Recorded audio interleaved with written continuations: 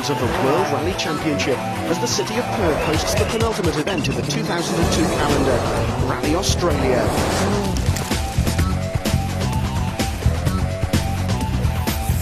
Three weeks ago we were in New Zealand and we stay in the Southern Hemisphere for round 13 in Western Australia. The state's capital is the base for the 3 days, with the 24 stages, all on gravel, run to the east, the south and finally the southeast.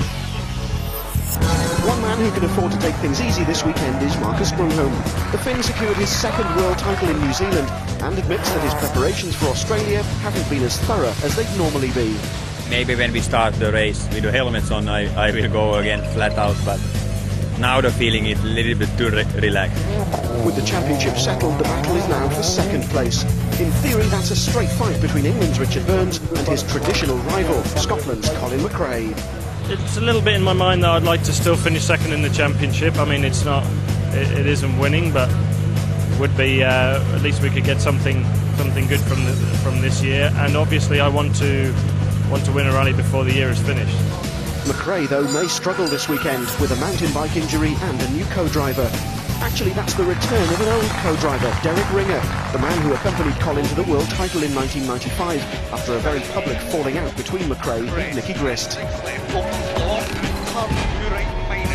I started with Derek, and we won the World Championship together, and it was almost automatic. There was no problem at all in getting back into the notes or anything like that. So I'm hoping it's going to work really well. There's no reason why not.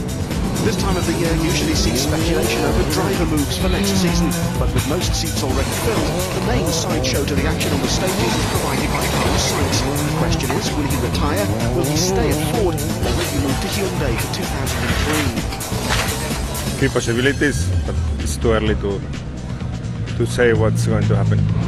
One man who discovered his fate in the run-up to Rally Australia was Kenneth Eriksson, whose seat at Skoda next year will be taken by the 1994 world champion Didier Auriol. I put a lot of effort myself into the team, and I've been very fast, and we had a lot of problems with the gearbox this year, but that's the business, nothing you can do about it. In theory, the others could relax a little, with the two Subaru drivers enjoying the build-up to the rally. Peter Solberg enjoyed some cricket lessons from bowling legend Dennis Lilly, while Tommy Mäkinen looked like he didn't need any batting tips. We will try to push very, very hard to try to beat these Peugeots. I'm fed up with that. Mitsubishi's Alistair McRae is once again missing through injury, while Yanni Parsonen will be trying to repeat his New Zealand pace. Finally, one man whose weekend got off to a painful start was Citroen's Sebastian Loeb, the Rally Deutschland winner, stung by a wasp at the pre-event shakedown test. Marcus Grönholm cannot now be caught in the battle for the Drivers' Championship, but with 2 events to go and 20 points on offer, second place is far from settled. Peter Solberg, Tommy Mäkinen and even Sebastian Loeb still have an outside chance of finishing as runner-up. In the series for manufacturers, Peugeot also secured their 3rd successive title in New Zealand, with Ford and Subaru left to fight for second place. Rally Australia began with the now traditional super special stage at Langley Park in the centre of Perth. The top 15 were covered by just 3 seconds, with the fastest time set by Solberg.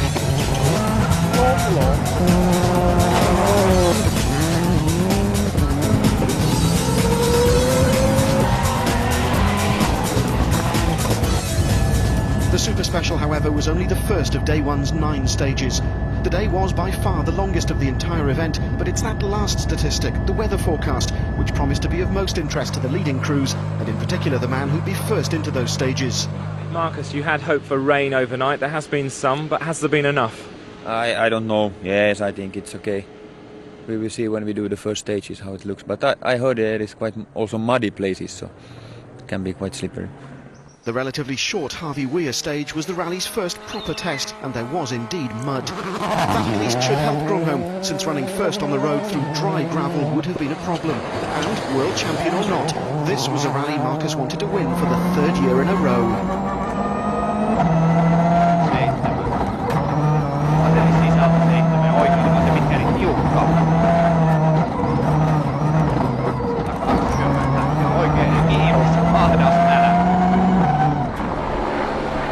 Burns went next. An accident during testing the week before the rally meant co-driver Robert Reid had bruised ribs, but would that affect the pair's performance? Left max long, 20, right max 100, flat right in tightens maybe, 120, slight left, pretty clean 40, left max upper crest, 50 medium left, tightens. Accident, McRae was another man in pain. Well, this was Derek Ringer's first stage alongside McRae since 1996. 30, rest and vibrate, plus 30, left, tightens to 5, into vibrate, minus over crest, and long 5 left, minus, don't cut, into 6 crest, 50, 4 right over crest, opens. Despite their worries, the pair was 0.6 of a second quicker than Burns and Reid, while Carlos Sainz and Lewis Moyer were another 0.3 faster still.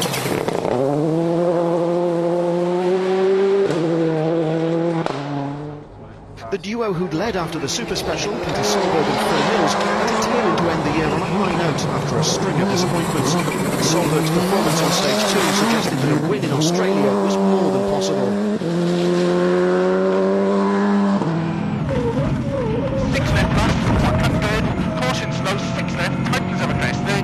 Into turn 2 left. Tommy Mäkinen, on the other hand, had chosen very different tyres.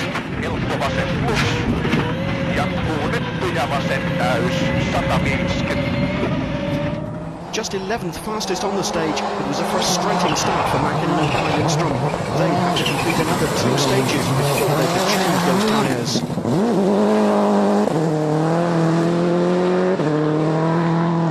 Instead, it would be the combination of a drying road surface and a very determined Belgian, which would result in Freddie Loix's 3rd stage win of the year.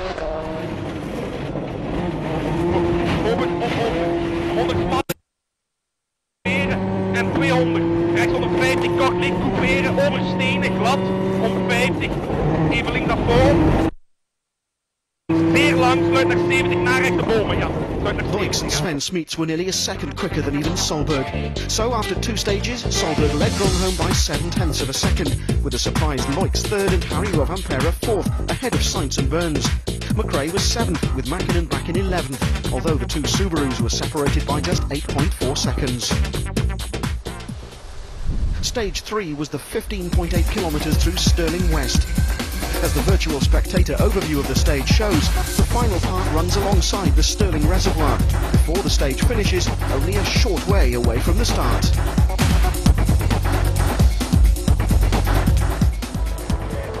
The skies were threatening more rain, but that rain was holding off to the relief of the spectators. Marcus Grumholm and co-driver Timo Raitiainen had, it seemed, been penalised on the previous test by the drying road favouring those running further back, but conditions on stage 3 were more equal, and as a result, the pair set a storming pace. 40, slow meter Richard Burns would be 3rd fastest, Robert Reid still struggling with his sore ribs. The Peugeot team doctor would strap up those ribs at the next service halt to try and help the situation. To flat left, to left max 50, left max 120, easy left and plus tightens, 50 fast left plus low, 60 fast left plus, tightens, 70 flat right, to flat right, 60 braking crest 10 fast right. Burns' testing accident had destroyed the car Gilles had planned to use, so Harry Rovanpera's 206 was the team's only other entry, Rovanpera on a similar pace to his 2 teammates. 3 oikein koristeystila. 100. Nyppytäys.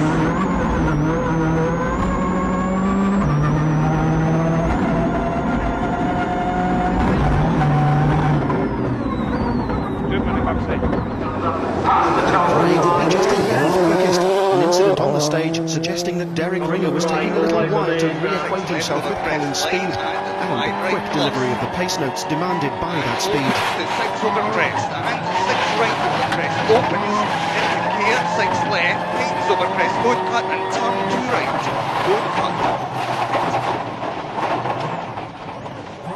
Okay, 30, 6 left over crest, opens, 30, very long 6 right. In another Ford Focus, Marco Martin and Michael Park also had pace note problems. 80, 6 right.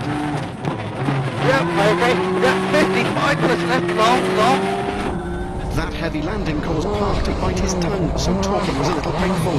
While later in the stage, muddy water splashing onto Martin's face meant he said something his co-driver had difficulty in understanding. 50. 6 left, 50, 5 minus right, 40, 4 left, what do you say? I said flat right. Solberg again flew through the stage, but this time he'd have to settle for second best, the Subaru 2.3 seconds slower than Grunholm's Peugeot. So the lead had changed hands, and it was now the Finn who led the Norwegian.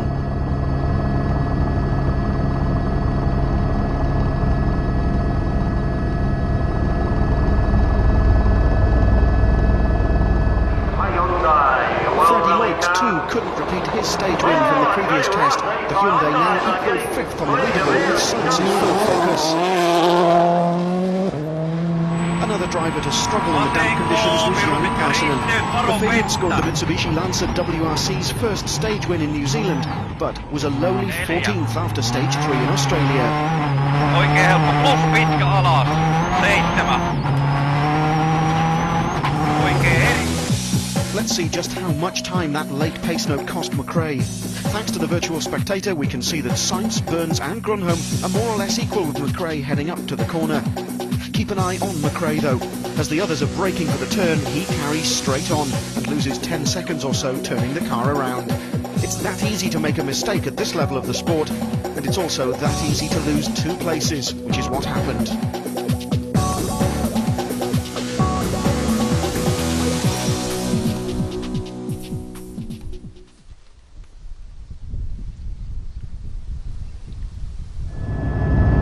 Stage 4, Murray River, is a Rally Australia classic, but was last used in 1996. Grunholm was again quick, but as he passes our camera, it's clear that he's clipped something with the rear of the car.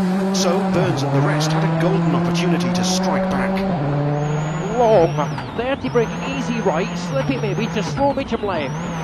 And opens 30, fast left plus, 70 braking K right, narrows, slippy, 80. Flat right, long, slippy, go 80, long crest 20 left max, narrow OK, 100, slide left, 120. Richard finished the stage. So Burns again lost time to his colleague, while Rovanperä would be slower still. All 3 of the silver bullets were still in the top 5, however, underlining the stranglehold they've held on the championship for most of the season.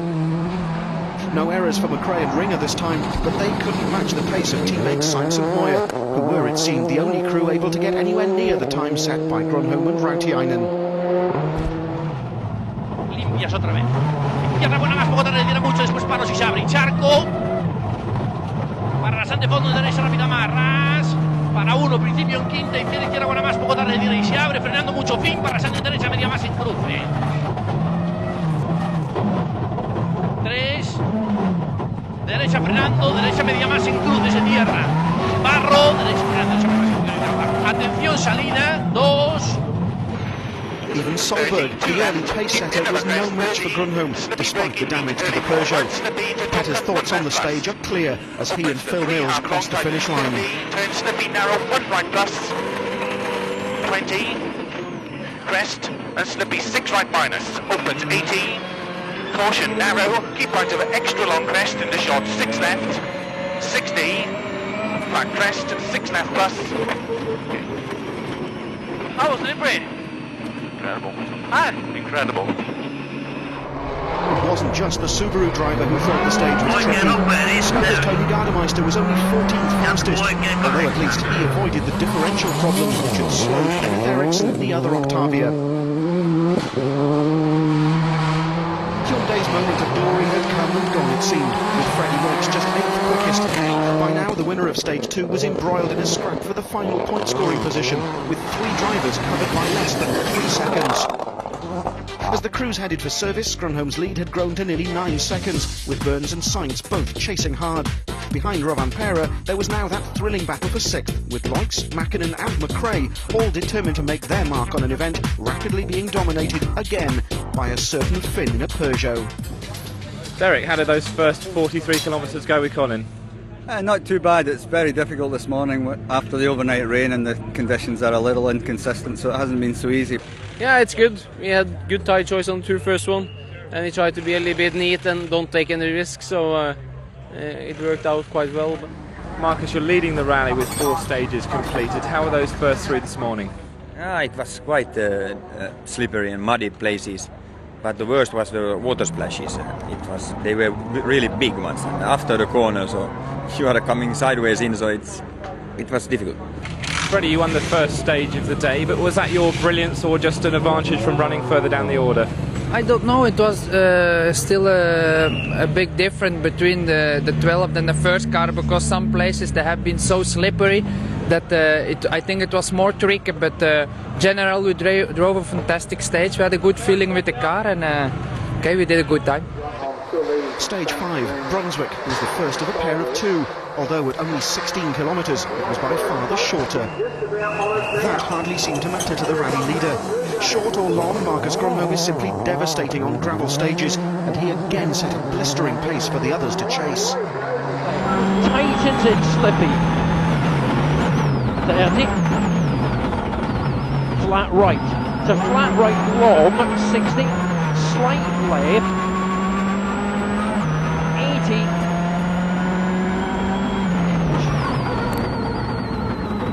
Richard finished the stage.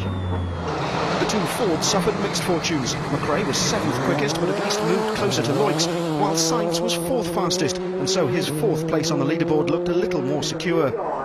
It was a similar story for the 2 Subaru drivers. Mäkinen snatched 6th place from Loix, but despite being 3rd quickest, Solberg dropped behind Burns.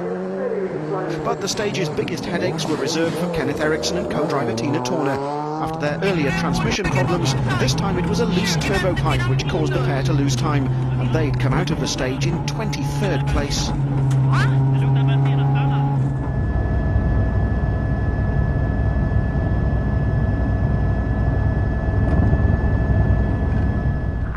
At nearly 39 kilometres, stage 6, Stirling East, was the longest of the entire event. As far as Grönholm was concerned, though, it was business as usual. Fastest again, his 4th stage win in a row. He'd extended his lead to over 20 seconds. Behind the Finn, the rest of the top 6 were locked in a series of battles. Burns was still in 2nd place, but there were now 2 men within just 2.5 seconds or so of the Englishman. One of those was Carlos Sainz, still looking for his first win in Australia, who had his sights set on Petter Solberg's 3rd place. 6 right plus to the crest, 100, 6 left, half long tightens, into 6 right minus, half long, 50. Solberg held on, but only just. Marco Martin would lose precious seconds with this spin, but out of sight of our cameras, Freddie Loix's great rally came to an end when the Hyundai left the road 5 kilometres into the stage.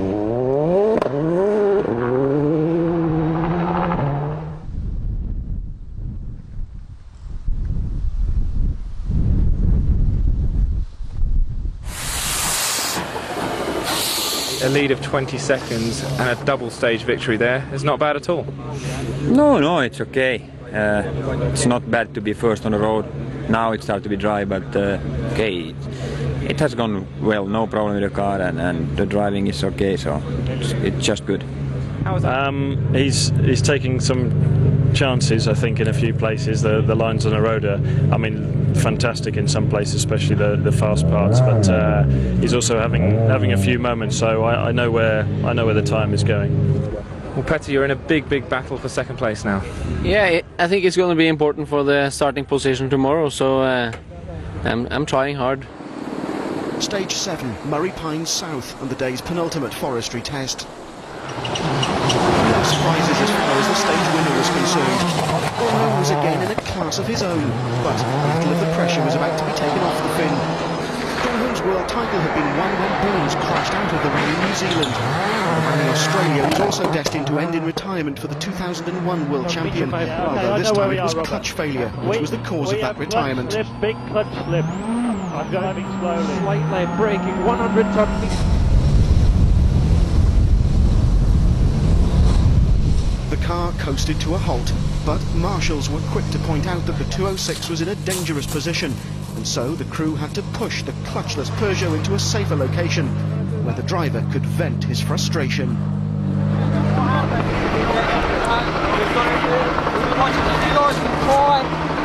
Richard, what's the problem? Clutch slipping and well, I can't go anywhere. Even if I get it in gear, it's just...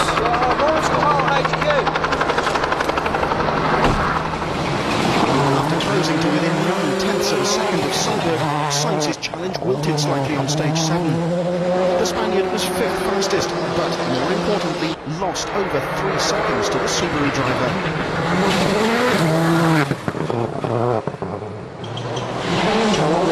Was also quicker than Sainz, but the gap between his Peugeot and the Ford Focus was still over 17 seconds.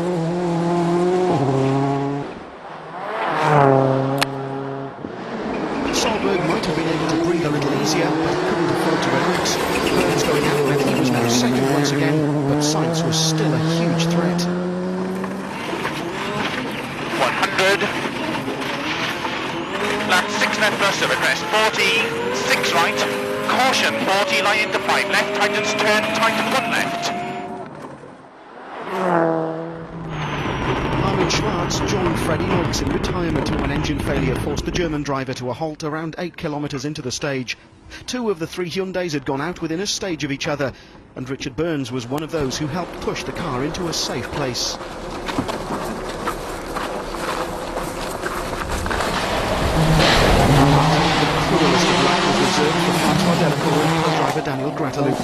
Last year the pair crashed out of the rally in an incident which put Grataloop in hospital.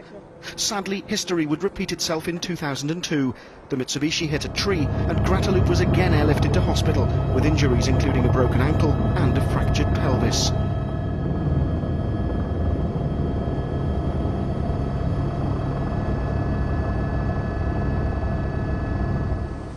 Stage 8 was a repeat of the Murray River test and rounded off the day's action in the forests.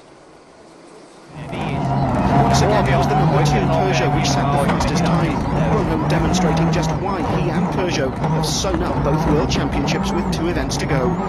With just another Langley Park Super Special remaining, Gromholm now had a lead of 29 seconds over Petter Solberg.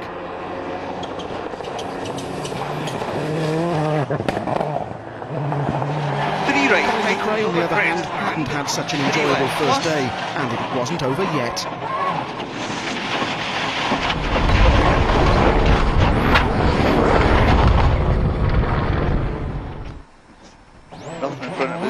A few more precious seconds were lost by that incident, leaving McRae to start day 2 in 6th place.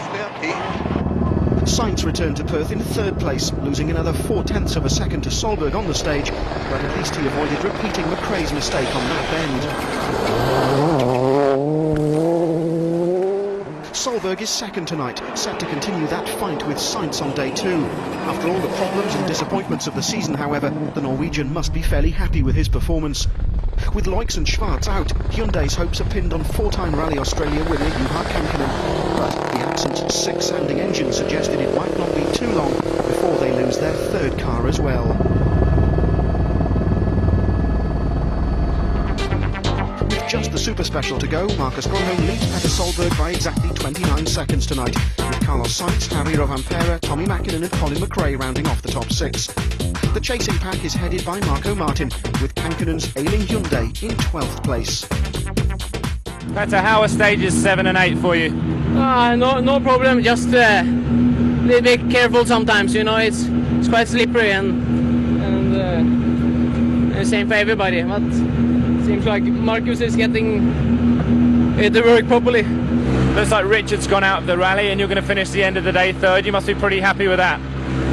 Yeah, at the moment it's not too bad. Colin, how were the last two longer stages of the day? The first one wasn't so bad, but then in this one we made a mistake, stalled the engine on the brakes and just slid over the bank and got sort of down the bank and had to drive back up onto the road, so we dropped a bit of time. You must be hoping for some better luck tomorrow. Well, it's not been brilliant today, so we'll see what it goes like tomorrow. Once again, Marcus Gromov has shown that he's in a league of his own when it comes to rallying on loose surfaces. Burns going out has taken some of the pressure off the fin, but the rally's far from over. Join us again to see what day 2 can throw at the remaining crews. But from Perth and day 1 here in Australia, good night.